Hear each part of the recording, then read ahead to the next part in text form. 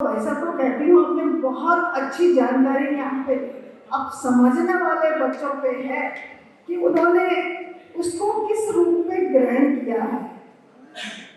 सबसे पहले तो मैं आदरणीय अपने पूर्व मुख्यमंत्री जी आदरणीय त्रिवेंद्र सिंह भाई साहब जी का आभार व्यक्त करती हूँ कि आपने ऐसा पहलू, ऐसा बिंदु चुना है जो वास्तव में आज के लिए बहुत जरूरी है। शादी से पूर्व काउंसलिंग, क्योंकि या तो आप ही जानते हैं या तो मैं ही जानती हूँ, आयोग ही जानता है कि ये कितनी आवश्यक चीज है या कितनी आवश्यक वास्तव में आज हमारे लिए, आज भारत के लिए भी जरूरी है। तो मैं आदरणीय भाई साहब का बहुत बहुत आभार व्यक्त करती हूँ, पूर्व मुख्यमंत्री जी का, कि आप वास्तव में आपके जो मैं अक्सर देखती भी रहती हूँ सोशल मीडिया के माध्यम से, वैसे मालूम कि आप कितने जागरूक रहते हैं और समाज के लिए आप जागरूक कर आप काम करते रहते हैं और इन बिंदुओं पे कि कैसे हम अपनी आने वाली पीढ़ी को बचा सकें। ऐसे हमारे बीच में अभियंता के रूप में आज आपसे मिलकर बहुत अच्छा लगा कि आप किस प्रकार से आप काउंसलिंग करते हैं।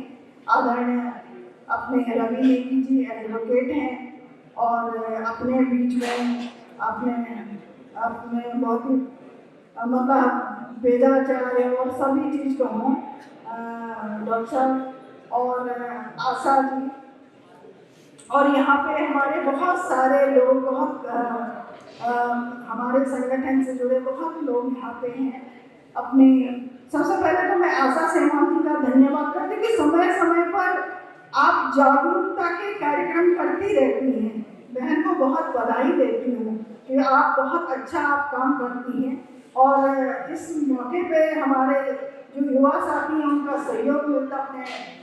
मोहित गढ़वाल जी एबीपी के जो अध्यक्ष डोईवाला के हैं, भाई को भी मैं कि आप सब लोग जागरूक हो।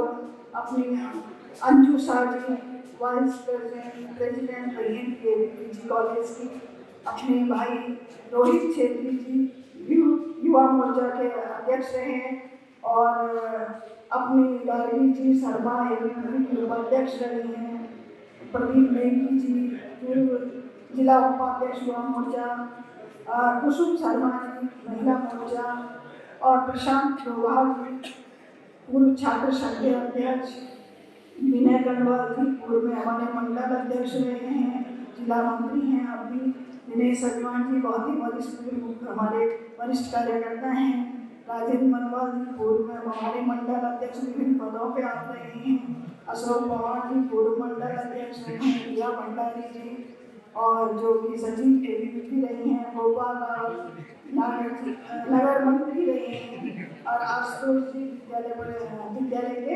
प्रतिनिधि के रूप में रहे, विश्वविद्यालय के प्रतिनिधि के रूप में रहे हैं, गोपाल रावत जी नगर मंत्री। और मैं कहती हूँ यहाँ पर जितने भी हमारे युवा साथी हैं, सभी आप सभी को मैं बहुत शुभकामनाएं देती हूँ कि वास्तव में आप इस जो ये आज का विषय है, इस विषय को लेके हम लोग एकत्रित हुए हैं और विशेष रूप से यूथ, क्योंकि यूथ को ये जानना बहुत जरूरी है। और भाई साहब ने सारे पॉइंट आप लोगों के सामने रखे, बस कुछ चंद प्रैक्टिकली जो मैं भी देखती हूँ आयोग में वो आपके सामने रखती हूँ कि वास्तविकता सच्चाई क्या है। मैं आजकल जो भी बोलती हूँ सच्चाई पे बोलती हूँ, जिस तरह के केसेस आते हैं उनको सॉर्ट आउट करते हैं, उन्हें देखते हैं, क्योंकि हमारा युवा कहीं न कहीं अपने संस्कारों से और अपनी संस्कृति से कहीं न कहीं भटक रहा है। जहाँ हम पाश्चात्य संस्कृति की ओर जा रहे हैं वहाँ हम अपने संस्कारों को कहीं न कहीं भूलते जा रहे हैं। हम लोग पाश्चात्य संस्कृति की तरफ तो जा रहे हैं, उनके हम सब चीजें अपना तो रहे हैं, मैं ये कहती हूँ, ये नहीं कहती हूँ आप अपनाएं, लेकिन अच्छी चीजों को ग्रहण करें। अच्छी चीजों को हमें हर किसी से भी सीखना चाहिए, लेकिन जहाँ मैंने कहा युवा भटक रहा है, वास्तव में युवा कहीं न कहीं भटक रहा है।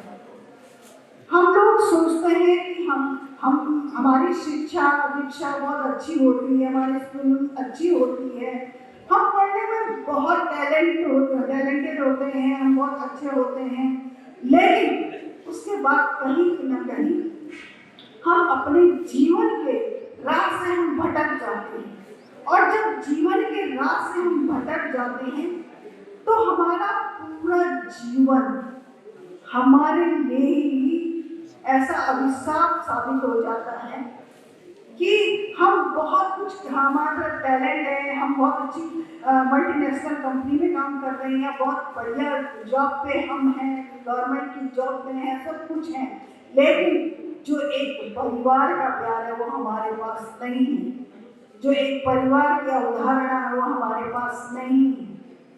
आज क्या है, युवा बच्चे, चाहे वो दोनों के लिए बहुत जरूरी है, चाहे हमारी बेटियां हो चाहे बेटे हो, मैं जगह जगह जहाँ भी कॉलेजों में जाती हूँ वहाँ जाके मैं ये कहती हूँ कि दोनों को ही समझने की आवश्यकता है। इसका केंद्र बिंदु मैं परिवार मानती हूँ।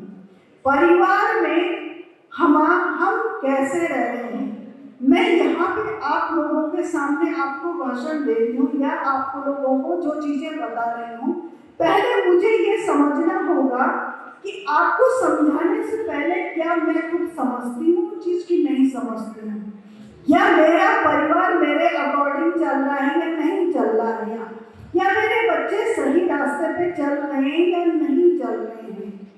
तब मुझे आप सबको ज्ञान देने का काम करना चाहिए। पहले मैं अपने परिवार को तो ठीक ठाक से रास्ते पे चला लूं।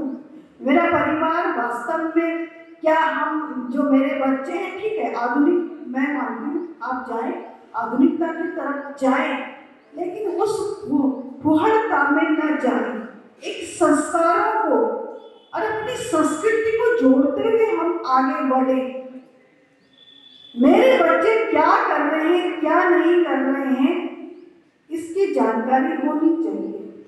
जब हम सब अपने अपने काम से लौट के हम घर पे बैठते हैं तो एक बार परिवार को जरूर आपस में बैठ के डिस्कस करना चाहिए, फ्रेंडली, अपने बच्चों के साथ, कि आज बेटे आज मैंने ये किया, आज बेटे ने बोला पापा मेरे साथ ये हुआ, या बेटी ने कहा आज मुझे कॉलेज में ये हुआ। जब हम वो सारी बातें आपस में ऐसे फ्रेंडली हम डिस्कस करेंगे तो उसमें से क्या है, कुछ चीजें निकल के आएंगी, उसमें निकल के आएंगी। बेटी ने कहा मेरा एक दोस्त है उसने ये किया, वो ये कह रहा था, या बेटे ने कहा मेरी दोस्त है उसने ये कहा, ये सारी चीजें जब निकल के आती तो उसमें एक अच्छी चर्चा परिवार में हो जाती है कि बेटे उसने ये कहा, उसका थोड़ा सा फॉलो करो, उसका उद्देश्य क्या है, या उसने ये कहा, ये सारी चीजें तो डिस्कस करके परिवार में ही निकल के आती हैं। तो मैं परिवार को इसलिए मानती हूँ कि परिवार में माता पिता को बच्चों के साथ अवश्य डिस्कस करना चाहिए। नहीं बच्चे कौन से रास्ते से जा रहे हैं, कौन से रास्ते से भटक रहे हैं, बच्चे टेलीफोन में कितनी देर लगे हैं, क्या बात कर रहे हैं, क्या कर रहे हैं, कुछ सारी चीजें वहाँ पे आ जाए कि हमारे बच्चे वास्तव में जो राह है वो उनके भविष्य के लिए सही है या नहीं है, या उनकी कोई दोस्त है, या वो दोस्त उनकी उन दोनों, ठीक है दोस्त आजकल सभी के लड़के वो सबकी दोस्ती होती है, लेकिन दोस्त के साथ किस तरह का संबंध है, या वो क्या चाहता है कि भविष्य में वो दोस्त क्या उसकी जीवन संगी बन सकती है। तो ये चीजें परिवार में अगर डिस्कस हो कि ये चीजें हैं, ये चीजें हैं, क्योंकि अभी आपने भाई साहब ने बहुत सारी चीजें कही कि हम लोग एक आवेश में आ जाते हैं और हम लोग दोस्ती भी कर लेते हैं, और दोस्ती करने के बाद हम लोग भविष्य को लेके नहीं चलते हैं, सिर्फ एक हवा में हम तैरते रहते हैं और एक अच्छे सपने, क्योंकि अभी हमें परिवार से खर्चा मिल रहा है, पैसा हमें परिवार से मिल रहा है, और उसी पैसे से हम ऐशो आराम कर रहे हैं, आज इस होटल्स में जा रहे हैं, इसमें जा रहे हैं, वहाँ जा रहे हैं, वहाँ पिकनिक कर रहे हैं, वहाँ वो कर रहे हैं। तो क्या है कि वो सब चीजें दोनों ही बेटा लड़की भी और लड़का भी, वो दोनों के दोनों वास्तविकता में नहीं है, क्योंकि उनका अपनी कमाई में तो कुछ है ही नहीं, वो तो माता पिता की कमाई में ही कर रहे हैं। और भविष्य के बारे में बहुत लंबा नहीं सोचते हैं कि भविष्य में हमने करना क्या है, कैसे अगर हम दोनों साथ अगर जीवन दोनों साथ में दोनों शादी कर लेंगे तो क्या जो मुश्किलें आएंगी उनका सामना कैसे होगा, या जो हमारे पेरेंट्स हैं उन पेरेंट्स को साथ लेके हम कैसे आगे बढ़ेंगे, ये सारी चीजें नहीं सोचते हैं। क्योंकि मैं इसलिए कह रही हूँ कि जो केस हमारे पास आते हैं, जब लव मैरिज वाली बात आती है तो जब भी आते हैं तो सबसे पहले हम पूछते हैं कि क्या अरेंज मैरिज है या लव मैरिज है, कहते हैं लव मैरिज है। हम कहते हैं कितने सालों से, कोई कहता है 4 साल से है, कोई कहता है 2 साल से, कोई कहता है 1 साल से है। और आप विश्वास नहीं करोगे, 4 साल वाला 15 दिन नहीं टिक पाता है। 15 दिन बाद, क्योंकि वो सारी चीजें तो हो जाती है ना, फिर तो एक पारिवारिक जिम्मेदारी आ जाती है ना, फिर परिवार में आके दोनों को परिवार कैसे चलाना है या साथ में माता पिता को भी देखना है, जब वो जिम्मेदारी आ जाती है तो उसके बाद फिर दोनों में दूरियां बढ़ने लग जाती हैं। बहुत सारे किस्से हैं। एक अरुणाचल का, एक मैं हल्की सी अब बात करूं, अरुणाचल की बेटी थी और धुमाकोट का लड़का था, बी फार्मा कर रहा था। सोशल मीडिया के माध्यम से दोनों की दोस्ती हो गई। अब दोनों की दोस्ती का, मैं बी फार्मा कर रहा हूँ, मेरी जॉब लग जाएगी। अब जॉब लग जाएगी तो दोनों की रोज रोज टेलीफोन के माध्यम से, उसके माध्यम से, सोशल मीडिया के माध्यम से, दोनों की इंस्टाग्राम में, आजकल तो इंस्टाग्राम ही हो रखा है, इंस्टाग्राम में दोस्ती हुई और वही दोनों की बहुत अच्छी दोस्ती हो गई होते, दोनों ने शादी भी कर ली। अब दोनों ने शादी कर ली तो उसे ले गया धुमाकोट। अब जब वहां ले गया तो कुछ दिन बाद पता चला कि लड़की अपने हाथ की नसें काट ली है। उसके बाद अरुणाचल प्रदेश की चेयरपर्सन का मुझे, वहाँ की महिला आयोग के अध्यक्ष का मुझे टेलीफोन आता है कि प्लीज मैडम हमारी एक बेटी को बचा लीजिए। अब उसने, मैंने बताया आप बताइए कहाँ कैसा क्या है, तो उन्होंने मुझे बताया कि ऐसा ऐसा ऐसा है। तो मैंने उन्हें बताया ठीक है हम देखते हैं। तुरंत डीएम बॉडी को कॉल किया, 1 स्टॉप सेंटर में उस लड़की को बुलवाया, उसको मार पीट के उसके साथ ये स्थिति हो रही थी। क्योंकि वो क्या करती धुमाकोट में, क्या वो पानी का बंडा सिर में लेके आती है या वो घास काट के लाती है, वो क्या करती है उसे समझ नहीं आया।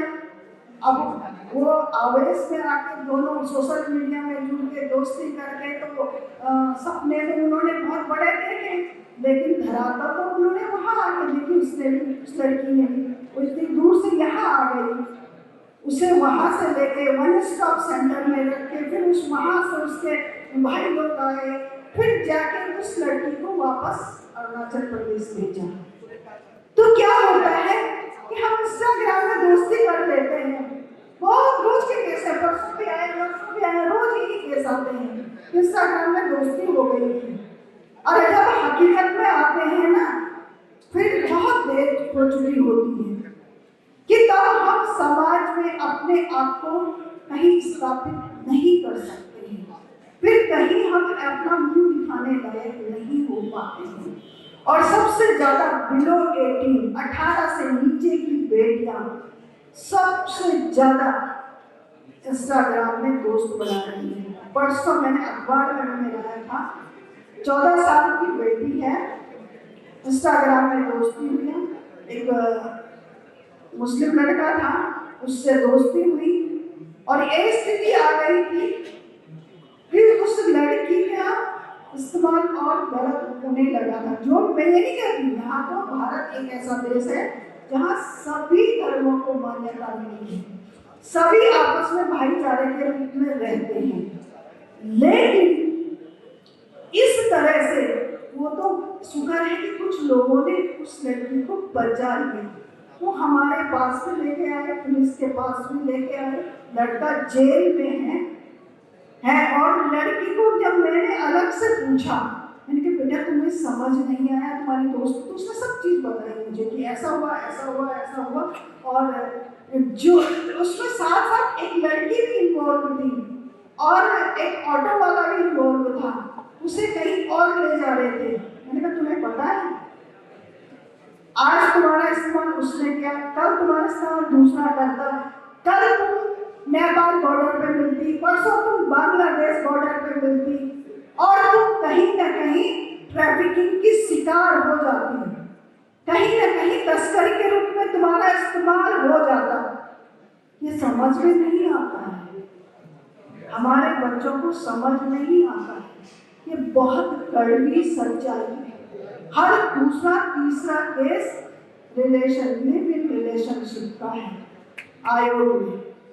हम उन्हें जब समझाते हैं कि बेटे ऐसा नहीं है, ठीक है दोस्ती करो, अपनी पसंद की शादी करो, लेकिन हकीकत में कि शादी के बाद वास्तविकता क्या है, हम अपनी जिम्मेदारी को कैसे समझें कि शादी के दूसरे तीसरे दिन ही तुम हमारे पास आ जाते हो कि साथ तो रहना ही नहीं है, साथ रहना ही नहीं है, तो फिर क्या होगा, फिर कहाँ रखेंगे। और वो लड़कियां जो रिलेशनशिप में रहती हैं, लड़का जब उसे छोड़ के भाग जाता है, फिर वो हमारे पास आती हैं, फिर उनको समाज में फिर से स्थापित करना, उनको उनके पैरों पे खड़ा करना बहुत चैलेंज का काम हो जाता है। उन्हें कहाँ रखें, कैसे, उनके पास दो ही रास्ते होते हैं, या तो वो कहीं सुसाइड करने के लिए तैयार हो जाती हैं, परिवार वाले भी घर में नहीं रखते हैं। तो इन चीजों को लिए गंभीरता से सोचना होगा कि हम दोस्ती कर रहे हैं तो किससे कर रहे हैं। ये सिर्फ इस्तेमाल के लिए तो नहीं कर रहा है, वो तो भाग जाता है और उसे वापस लाना भी टेढ़ी खीर हो जाती है, पुलिस की भी टेढ़ी खीर हो जाती है। ऋषिकेश में दो नाबालिग और दो महिलाएं जब घर से बाहर जाती हैं, निकल जाती हैं, तो उनके परिवार वाले हमारे पास आते हैं और वो बार बार कि हमें नहीं, मेरी बेटी को वापस लाओ। एक तो कम से कम 2-2.5 महीने में हम लेके आए, उसकी माँ रोज मुझे व्हाट्सएप में लिख के भेज देती थी, आज इतने दिन हो गए मैं गंगा में छलांग लगाने जा रही हूँ, आज इतने दिन हो गए मैं गंगा में छलांग लगाने जा रही हूँ, मेरी बेटी को अब करेगा। पुलिस को रोज फोन करो, पुलिस कह रहे मैडम हम तो रोज उनके देख रहे हैं, मोबाइल स्विच ऑफ आ रहा है, ये आ रहा है, नहीं दिख रहा है, आज वहाँ पकड़ में नहीं आ रहे हैं। महिलाएं जो तो घर से गायब थी, उनके पति मेरे पास आ रहे कि मेरे बच्चे छोटे छोटे हैं, हमारी पत्नियां, उनके लिए तो पुलिस ने कह दिया ये तो बालिग है, अपनी मर्जी से गई है। जब मैं खुद गई, एंटी ह्यूमन ट्रैफिकिंग जो ऑल इंडिया स्तर पर काम करते हैं उनको मैंने बुलाया, और इंडिया के बाहर भी करते हैं, उनको मैंने बुलाया, उनको लेके मैं गई, मैंने कहा आपका बस का नहीं है, ये रहेंगे वापस, ये आपकी मदद करेंगे। उसके बाद खैर उनने बहुत ज़्यादा हलचल मची है, फिर चारों को वापस लेके आ गई। जो नाबालिग बच्ची थी वो बदल के उसने उससे शादी कर ली थी और किसी फैक्ट्री में काम कर रहे थे, अपनी माँ को देखना भी पसंद नहीं करती थी, जो माँ रोज मुझे लिख के भेजती थी कि मैं सुसाइड कर रही हूँ। हालांकि बाद में वो लड़का फिर अरेस्ट हुआ, वो लड़की फिर अपनी माँ के पास आई और महिलाओं में से एक महिला ही महिला को भगा के ले गई। और महिला ही महिला को जब भगा के ले गई तो मैंने तो कहा कि मैंने देखा, मैंने वहाँ पर SHO से बात की, मैंने आप लोग कह रहे थे कि जब वो वापस आई फिर वो अपने बच्चों के पास गए, वो महिला आज भी सिद्धोवाला जेल पे है जो दूसरी उसे दी गई। इसलिए आज हमें ना जागरूकता की आवश्यकता है, अवेयरनेस की आवश्यकता है कि हम ऐसे ही किसी के बहकावे में न आए, ऐसे ही हम किसी के उसमें चक्कर में, हमें अच्छा सपना दिखा के, और उस समय तो हमें ये लगता है कि इससे अच्छा तो हमारा दोस्त कोई हो ही नहीं सकता है, हमारा परिवार भी बेकार है, क्योंकि माँ बाप तो डांटते हैं लेकिन ये इससे अच्छा दोस्त कोई नहीं है। लेकिन जब कुछ दिन बाद आती है और इस दशा में पहुंचती है कि वो सिर भी अपना खड़ा नहीं, अपना मुंह भी ऊपर नहीं कर पाती है, फिर उसके पास रोने के सिवाय कुछ नहीं होता है। और एक केस, ये सारे प्रत्यक्ष उदाहरण, एक केस तो मैं आपको बताऊं, उत्तरकाशी का था। 3 बच्चे थे उसके। वो आई कि मेरा पति भाग गया है मुझे छोड़ के, ये 3 बच्चे मेरे पास हैं। हमने फिर धीरे धीरे उसका केस देखा और करा, और वो कहाँ भागा, हम पुलिस को भी दिया लेकिन नहीं आया। धीरे धीरे उस केस की स्टडी की तो पता चला कि वो लिव इन रिलेशनशिप में रहे। रिलेशनशिप में उसके 3 बच्चे हुए, शादी नहीं हुई है उसकी। अब 3 बच्चे उसके हो गए हैं। बड़ा आश्चर्य हुआ कि भाई वो तो चला नहीं था। अब तो 3 बच्चों को, अब वो 3 बच्चों में जो बेटियां हैं, कल वो माँ को देख के उसी रास्ते पे तो जाएंगी और उसी राह पे तो भटकेंगी। इसलिए मेरा कहना है कि बहुत चीजें बहुत सोच समझ के हमें करनी होगी। शादी से पूर्व काउंसलिंग की बात है। हमारा अगर कहीं रिश्ता, चाहे अरेंज मैरिज हो चाहे लव मैरिज हो, दोनों को हकीकत को समझना कड़वाई सच्चाई है कि हर सब दिन ऐसे नहीं होंगे। हमें कड़ी मेहनत करनी होगी दोनों को, और दोनों के परिवार हैं, दोनों को परिवारों का समावेश कैसे करें, ये हमारे लिए बहुत जरूरी है समझना। और जो रिश्ते हो गए, कई बार अभी ताजा मैं आपको कहती, रिश्ता हुआ, एक ऐसा रिश्ता हुआ कि लड़की ने बिल्कुल नहीं बताया कि मेरा किसी से अफेयर चल रहा है। शादी हो गई, दोनों घूमने भी चले गए, बाद में पता चलता है कि लड़की का अफेयर है, लड़की प्रेग्नेंट भी है। सोच लो क्या स्थिति होगी उस परिवार की। मैंने उसे कहा, तुमने 3 घर बर्बाद किए हैं। जिस लड़के से तुम्हारा संबंध था, ऑलरेडी शादीशुदा था, उसे भी बुलाया। तुम दोनों की गलती से आज के 3 परिवार जूझ रहे हैं। उसकी पत्नी और बच्चा जिसके साथ शादी हुई, वो, उसका परिवार और उसके माता पिता ने आयोग में लिख के दे दिया, हम इसे लेके नहीं जाएंगे। जिससे शादी हुई थी उसने कहा हम नहीं लेके जाएंगे, अगर कुछ कर देगी तो हमें फंसा देगी। तो अब बताओ इस दोराहे पे क्या होगा। उस महिला सबसे ज्यादा अगर बिगड़ता है तो उस लड़की का बिगड़ता है। इसलिए शादी से पूर्व काउंसलिंग, दोनों परिवार आपस में मिले, अच्छे से दोनों को पूछे कि शादी गुड्डा गुड़िया का खेल नहीं है, ये बहुत बड़ी जिम्मेदारी है। इसको हम दोनों के विचारों को कैसे मिलाना है, क्योंकि कमियां दोनों में होती हैं, दोनों ही, कोई भी हो, कमियां सब में होती हैं। उन कमियों के साथ हम अपने आप को कैसे एक्सेप्ट करें, कैसे हम उस रिश्ते को स्वीकार करें, उस रिश्ते की परेशानियों को हम कैसे मद्देनजर करते हुए, क्योंकि उसके परिवार को भी हमें देखना है, दोनों को परिवारों को साथ लेके कैसे चलना है, ये सब चीजें हमें समझनी होगी। और जहां मुझे महिलाएं मिल जाती हैं, मेरा उनसे कहना होता है कि जब हम बेटी की शादी कर देते हैं, बेटी की पूरी चिंता करें, करनी भी चाहिए, उसके सुख दुख में बात करें, लेकिन बेटी का परिवार खुद ना चलाए। बेटी का परिवार जैसा चल रहा है वैसे चलने दे, अपने विचार वहां न थोड़े, अपने ही परिवार में रखें। जहां हम अपनी बेटी के घर परिवार में हस्तक्षेप करते हैं, वो घर कभी नहीं बन पाता है, वो घर टूटता ही टूटता है।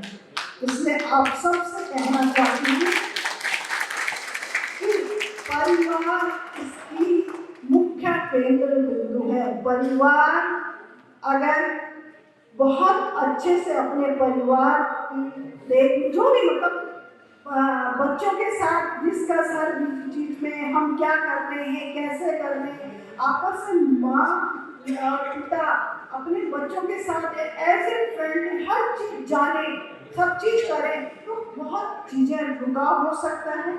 और जहाँ बेटी की शादी होगी उनके साथ बैठ के कि देखिए ये चीज हमारी, मेरी बेटी में कमी है, वो भी कहेंगे हमारे बेटे पे कमी है, तुम दोनों इस चीज पे कितना सहमत हो, दोनों एक्सेप्ट करते हो या नहीं करते हो। है इन चीजों को बहुत बार 2, 3, 4 बार आप बिठाएं कि भविष्य में फिर ये चीजें नहीं आनी चाहिए, क्योंकि चीजें हमने आपको पहले कह दी है कि बेटे में ये कमी है, बेटी में ये कमी है, और ये दोनों ये कमियां धीरे धीरे आपस में इन दोनों का समावेश हो जाएगा, दोनों को ठीक कर सकते हैं, तो परिवार फिर ठीक हो सकता है। क्योंकि आज परिवार टूट रहे हैं, और सबसे ज्यादा मैं आपको बताऊं, अच्छी मल्टीनेशनल कंपनी में जॉब कर रहे हैं, दोनों की शिक्षा बराबर है, दोनों झुकना नहीं चाहते हैं, दोनों शाम को घर आते हैं तो दोनों का ये रहता है ये करेगा और ये करेगी। महिलाएं का काम किचन करना है, या महिला सोचती मैं भी तो वही करती हूँ, इसे भी करना है। जहाँ ईगो आ जाते हैं, बहुत सारे बहुत घर, अभी हमने बहुतों को भेजा कि भाई जाओ और सेपरेट हो जाओ, क्योंकि तुम दोनों का बनना बहुत मुश्किल है। तो ये चीजें जहाँ जाती है वहाँ घर कहाँ बनेगा, वहाँ तो टूटेगा ही टूटेगा। और बहुत सारे, मेरे पास तो डेटा में लेके नहीं आई हूँ, हमने इतने सारे घर जोड़े, हमने उनको काउंसलिंग करके मौका दिया, एक बार आयोग के कहने पे आप 1 महीना रह के देखिए, 1 महीना 2 महीने रह के देखिए, बहुत सारे घर जोड़े हैं, अलग से लड़की को समझाया, अलग से लड़के को समझाया, तो बहुत घर जोड़े भी हैं। लेकिन आज ये दूसरे दिन जो शादी छूट रही है कि कहीं ना कहीं जितने हम विद्वान होते जा रहे हैं, उतने हम अपनी संस्कृति, विद्वान मीन्स जितने हम शिक्षा में बहुत अच्छी शिक्षा ले रहे हैं ना, उतने हम अपने संस्कारों को गौण मानते हुए चल रहे हैं। और जो हमारी पुरानी संस्कृति है ना, उसे हम ये सोचते आ रहे हैं ये तो बहुत पुराने विचार हैं। आज हम उन्हीं को लेके वापस आ रहे हैं, उन्हीं को लेके तभी हम परिवारों को बचा सकते हैं। इसलिए मेरा कहना, सबसे कहना है कि आप सब जागरूक हो। तो सिर्फ शिक्षा के क्षेत्र में जागरूक नहीं होना है, अपने संस्कारों के प्रति जागरूक होना है। हमें अपने भविष्य के लिए जो कदम उठाना है, उस कदम को कैसे उठाना है, कड़वाई को साथ लेते हुए हम क्या कर सकते हैं कि इसके हर दुख सुख हमारे साथ बहुत बड़ा एक्सीडेंट भी हो सकता है, उसमें भी हम कैसे खड़े रहें, और बहुत अच्छा भी हो सकता है उसमें भी कैसे हम खड़े रहें, आपस में समावेश बना के मेरा यहाँ इतना ही।